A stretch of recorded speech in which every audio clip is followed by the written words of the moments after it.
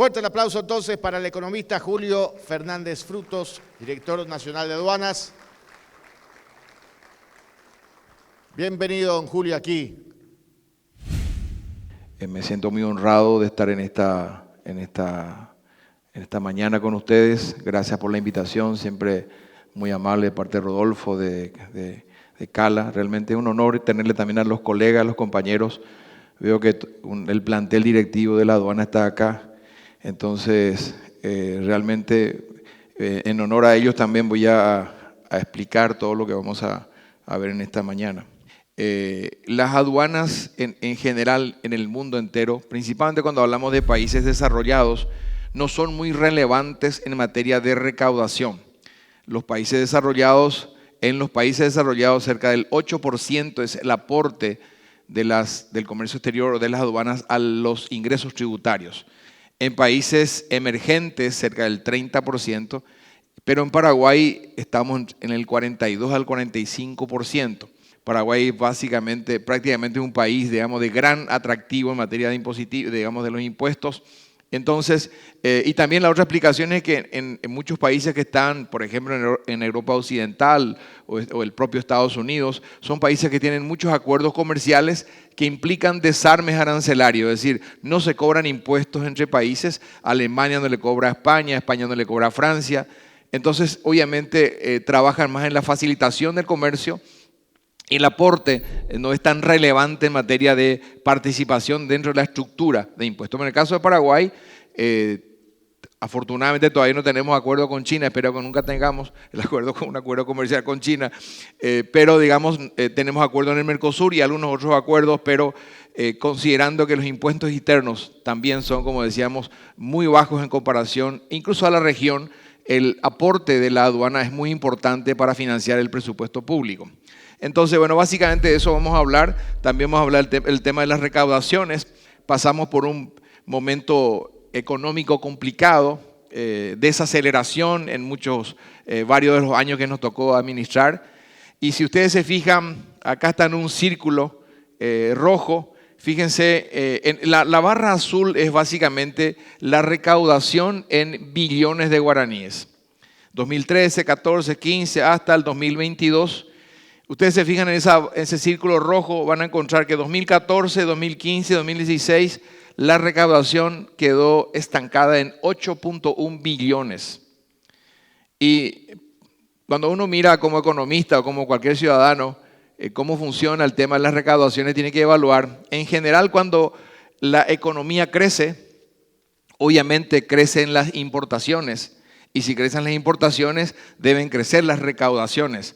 Porque nosotros en Paraguay no cobramos impuestos a las exportaciones, principalmente son las importaciones. Sin embargo, vemos que la línea de color naranja es el dinamismo económico. Ustedes se dan cuenta, 2013 crecimos 8,3%, o sea, casi una tasa china de crecimiento.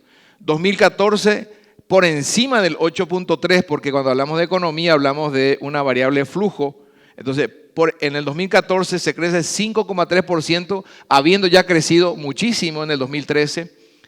En el 2015 vuelve a crecer 3%, 2016 4,3%, 2017 un vigoroso crecimiento económico de vuelta, pero la recaudación en ese periodo, cuando hablamos 2014, 15 y 16, permanecía en un nivel, en un techo, 8.1 billones. Son datos que están en la web, corresponden a datos que ya hemos heredado nosotros, obviamente. Y sin embargo, si ustedes se siguen fijando en la línea naranja, se dan cuenta que a partir del 2019 había una caída en la economía, 0,4%. 2020, obviamente la pandemia, otra caída. 2021, un efecto rebote.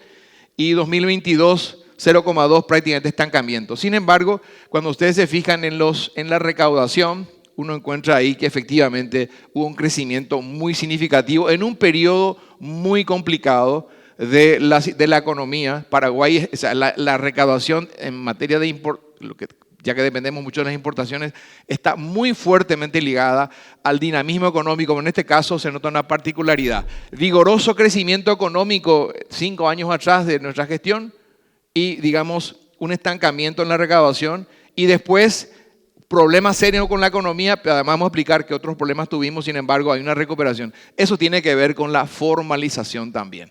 Es decir, hay una relación también muy cercana con la Subsecretaría de Tributación. Si entra en negro por el comercio exterior, se complica para que después se blanquee a nivel interno. Entonces, obviamente, hay una relación muy directa entre lo que es el comercio exterior y lo que es la Subsecretaría de Tributación. Ahí vemos básicamente que el movimiento para aduana era un techo casi inalcanzable, llegar al billón por las limitaciones, obviamente, de los bajos impuestos también, los bajos aranceles, mejor dicho. Sin embargo, 18 meses consecutivos estamos superando el billón. Y ahí muchas veces encontramos, obviamente, los detractores que dicen, no, pero el tipo de cambio se disparó, la inflación fue alta, por eso que creció.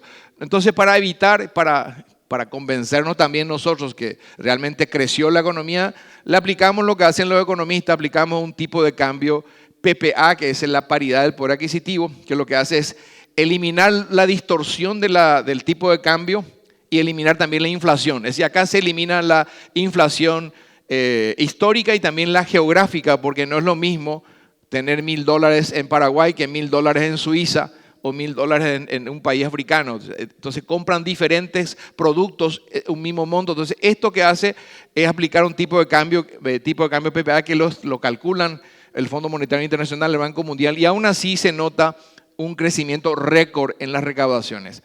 En dólares, el 2022 terminó en $5.000 millones en dólares PPA, que es, digamos, eliminando la distorsión del tipo de cambio y de la inflación.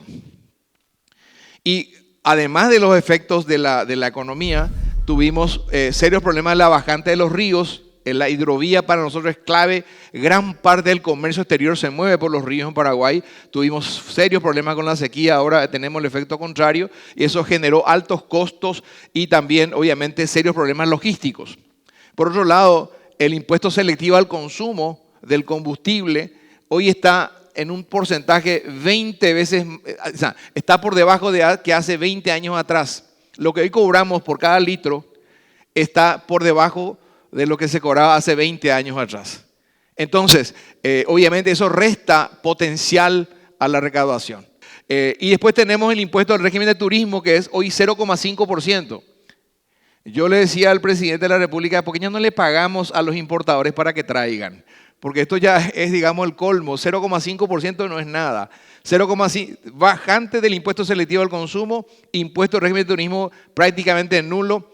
Y el último acuerdo del Mercosur, que es una cuestión que obviamente es irremediable porque nos hace un acuerdo de bloques, afecta a cerca de 3.210 posiciones arancelarias con reducción de aranceles. Es decir, tenemos que hacer más esfuerzos para recaudar más a pesar de las limitaciones que estamos teniendo. A pesar de eso, la recaudación está en niveles récords en estos momentos.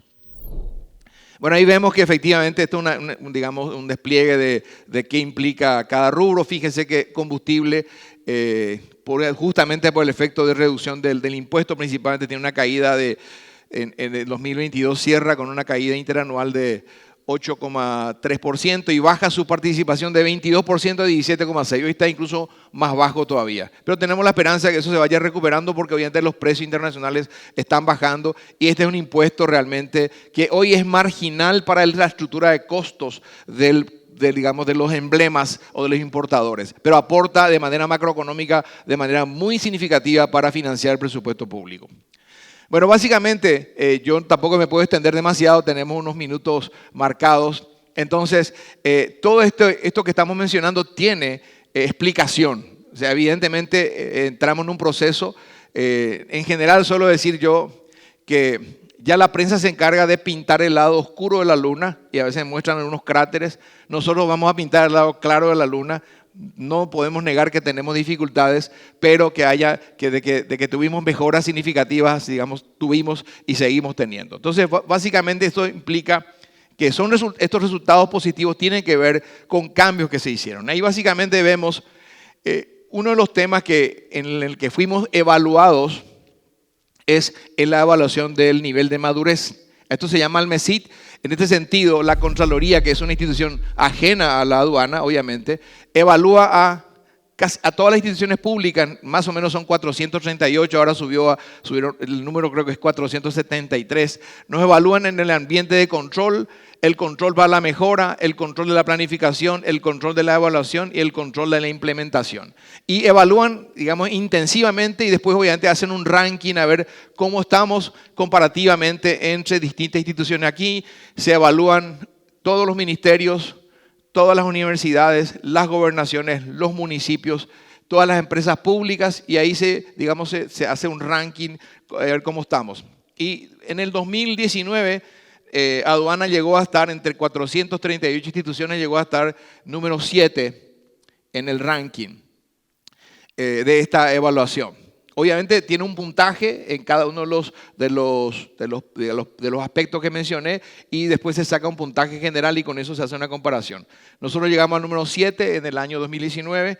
En el 2020, entre 438 oficinas, llegamos hasta el número 1 en el ranking y en el 2021 seguimos en el número 1 en el ranking entre ya 438 instituciones. Ahora hay una siguiente evaluación. Están haciendo las pruebas correspondientes y se va a difundir próximamente el resultado del año 2022. Se está haciendo ahora, corroborando todas las cifras, todas las demostraciones, todas las pruebas. Bueno, entonces tenemos la gran satisfacción y tratamos de mantener la humildad, pero realmente esto a uno le pone muy orgulloso de estar, digamos, rankeado número 1 y siendo la aduana una institución muy golpeada mediáticamente por eventos que suelen suceder y que son normales a nivel mundial porque las aduanas se vinculan con una cantidad de temas.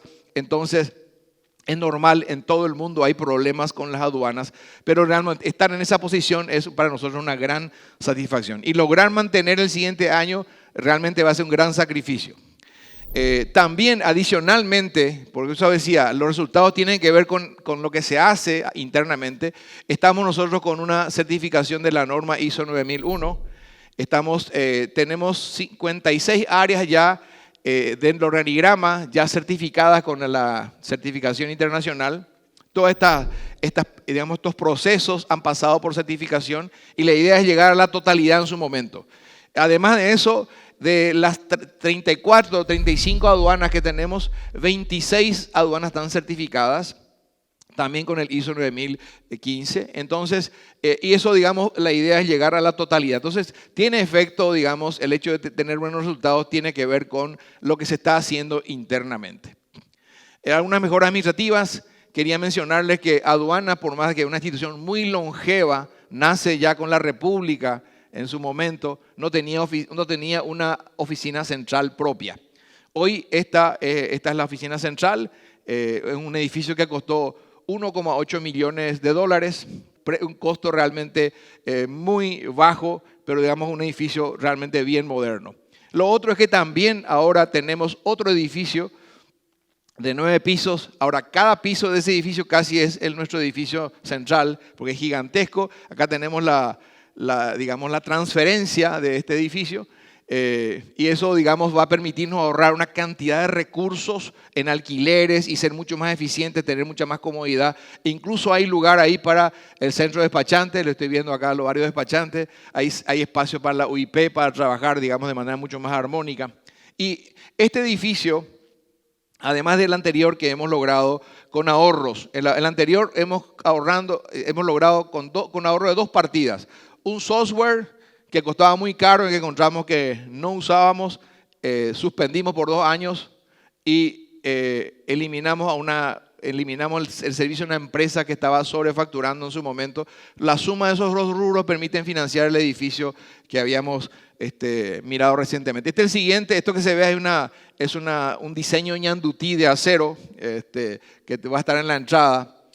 A un costo de $20,000. Ya nos asustan cuando hablamos de ñandutí. $20,000 costó ese diseño arquitectónico realmente muy bello que adorna el edificio. Esto no sé si Pablo lo iba a contar, pero yo tomé de la página web de Contrataciones Públicas. Contrataciones Públicas está mostrando, ahí está la página, de que hay un caso exitoso de ahorro de 84% en compra de muebles. Imagínense todo ese edificio de 9 pisos, logramos, gracias también al asesoramiento de Pablo Sey, con tiendas virtuales para darle espacio a los carpinteros nacionales, y en vez de contratar una empresa o licitar con una empresa del extranjero, los fondos quedan acá y compramos los muebles por el 16% del valor. Pero ahí, digamos, está en la página web de Contratación Pública, hay un ahorro de 84% y se habla ahí de un caso exitoso de la Dirección Nacional de Aduanas. ¿Por qué digo esto? Porque además hemos ahorrado en tecnología el 50%. Toda la tecnología que va a tener el nuevo edificio tiene un 50% de ahorro en base a los costos estándares. Otros ahorros nos permitieron comprar también un moderno escáner, compramos con fondos propios, financiar el edificio central y pagar mejor al personal contratado. Le estamos pagando mucho mejor al personal contratado ahora también. Multiplicamos los recursos institucionales que también entregamos al Tesoro. Ahora tenemos un récord de entrega de fondos. O sea, aduana, ¿qué es lo que hace? Aduana toma el impuesto de las importaciones, pero no le dura ni 24 horas ese recurso. Al otro día están en los fondos del Tesoro.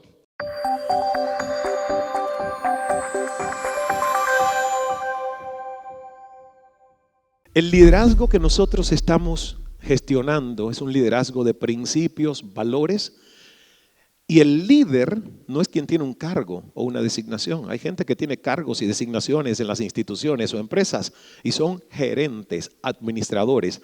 Les queda grande la palabra líder. Porque si tú todavía te manejas por intimidación, si tú todavía no eres auténtico y vulnerable, si a ti te falta humildad, si la gente tiene que hacer lo que hace por temor a represalias, pero no porque te admira, usted será un administrador, un gerente, pero no un líder. No por lo menos el concepto de liderazgo que nosotros hemos estudiado y que le presentamos a empresas, organizaciones y al mundo como el líder bambú, el líder mindful exponencial. Es un líder de alta conciencia.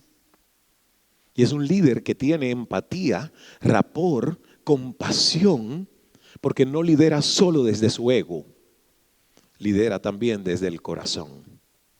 Es un líder que cree en el futuro y que se siente un instrumento de servicio y no utiliza el servicio para su propio beneficio. Ese es el modelo de liderazgo que, por cierto, yo quiero que levanten la mano los líderes en esta sala. Levántenme la mano todos los líderes en esta sala. ¿Dónde están las manos? Hay gente que está por aquí, pero por lo menos se fueron dando cuenta que sí, que los únicos 3 líderes que están en esta casa no son ellos, que todos los que estamos aquí somos líderes, porque miren el concepto de liderazgo: capacidad de autogestionar tus pensamientos y emociones de manera positiva. Hay 2 alternativas nada más. O tú eres líder que vives con un 100% de responsabilidad, 100, no 90, 100% de responsabilidad de lo que te ha pasado, te pasa y te pasará en tu vida, 100% de responsabilidad de la vida que estoy creando, permitiendo y provocando. ¿Ves? Ya eso inmediatamente, si yo pienso así, me salí y me crucé de la acera de la víctima. Porque la víctima es esa persona que se siente en supervivencia y que cree que su entorno tiene más poder que él o ella. La víctima te va a recitar excusas múltiples para no cambiar. Se siente impotente de mejorar su propia vida. El líder no. Todos nacimos para ser líderes, porque todos recibimos, fíjense, libre albedrío, fuerza de voluntad propia, imaginación, razonamiento. Son inteligencias múltiples que nos permiten a nosotros co-crear desde un canvas una obra maestra que es nuestra propia vida. Y por eso es que cuando las personas me preguntan, ¿los líderes nacen o se hacen?, yo digo, un poco jocosamente, no he conocido a ningún líder que no haya nacido. Primero tuviste que nacer. Es un requisito para ser líder. Y luego te hiciste líder. Claro, hay muchos de nosotros que tuvieron a un papá y una mamá que eran asertivos, positivos, con un liderazgo maravilloso. Y otros tuvimos papás y mamás que estaban sobreviviendo. que más bien se creían víctimas. A esos que nos tocó así, tuvimos que hacer doble trabajo para saltar la acera de la víctima, despojarnos de la predisposición de carencia e insuficiencia que vimos en nuestros padres y construir asertividad, liderazgo, 100% de responsabilidad. El líder se hace. ¿Qué tan buen líder eres tú? Autogestionando tu propia vida. Porque tú no puedes dirigir a nadie si tú no te sabes dirigir a ti. Tú no puedes entender a otros si tú no te entiendes a ti mismo. Tú no puedes tratar con amor a otros si cuando tú te miras al espejo, tú te tratas con crueldad y no amas ni siquiera el reflejo de lo que eres en ese espejo. Todo líder que actúa desde el amor es porque lleva amor dentro. Todo líder que actúa desde el temor es porque lo que lleva es un gran vacío de inseguridad en su corazón. Y usted lo puede ver en los presidentes de países, en las decisiones que toman, en los discursos que hacen. Tú puedes saber si es un discurso de unidad o un discurso de odio para crear resentimiento social, para dividir a las clases sociales, para poner a los pobres contra los ricos, cuando sabemos que el socialismo es una mierda disfrazada de porquería y que se necesita la propiedad privada, porque ningún Estado va a ser responsable en solitario de la prosperidad y la felicidad de sus ciudadanos. Porque en el momento en el que tú haces eso y anulas la motivación endógena de cada persona de crear avance y prosperidad y expansión en su vida, tú estás creando lo que se ha creado en muchos de nuestros países populistas. Sistemas de alta codependencia para la subsistencia. Triste. Liderar es saber qué yo llevo dentro, porque lo que yo lleve dentro es lo que le voy a dar al mundo. Si yo llevo miel, yo voy a hacer crecer en miel un país, una institución, una familia, una ONG, una empresa privada. Pero hay dos opciones. O tu elixir es miel, o quedó vacío el corazón de miel y se llenó de hiel, que viene producido desde hígado, vesícula, bilis, hiel. ¡Wow! Y tú lo notas en mucha gente desde dónde lidera, desde dónde dirige. Luego tú tienes el liderazgo hacia afuera. Tú inspiras, tú motivas a un equipo a hacer ¿qué? La mejor versión de sí mismos. Porque el líder no es que intente cambiar a todos para que se parezcan a él o a ella. El líder lo que hace es sacar los mejores talentos y potencialidades de cada persona que tiene a su lado. Características de ese liderazgo para un Paraguay próspero y unido: inteligencia emocional. Si tú no tienes inteligencia emocional, no entiendes las expectativas de otros. No puedes tener calma en medio de la turbulencia de una crisis o un estallido social o una gran campaña de descrédito hacia ti o tu institución. Para sortear con éxito lo que hoy nosotros vivimos, necesitamos inteligencia emocional, casi a un grado mayor que la famosa inteligencia intelectual o cognitiva que antes se medía en un test que ya quedó obsoleto, por suerte. Transparencia. Miren cómo coinciden los mensajes. Porque el liderazgo sin transparencia es un liderazgo sin integridad. Y eso no crea confiabilidad. Proactivo. Un líder no recita problemas, un líder viene con soluciones. Autoconfianza. Si tú no crees en ti, ¿cómo le vas a pedir a otros que crean en ti? Tú tienes que creer en ti y la autoconfianza se construye. Hay personas, hace 2 días, hemos hecho 2 formaciones para varias instituciones públicas de Paraguay. Han sido 2 jornadas extraordinarias. Y alguien se paró ayer y me dijo, es que me ganó la timidez. Me ganó la timidez. Le digo, no, es una creencia limitante. A ti no te ha ganado la timidez, usted ha levantado la mano. Si la timidez te hubiera ganado, usted fuese el resto de toda esta gente que no levantó la mano y algo le pasó por la cabeza que podía decir, pero no levantó la mano. A ellos les ganó la timidez, a ti no. No te repitas más esa frase porque no es cierta. Tú levantaste la mano y aquí estás de pie.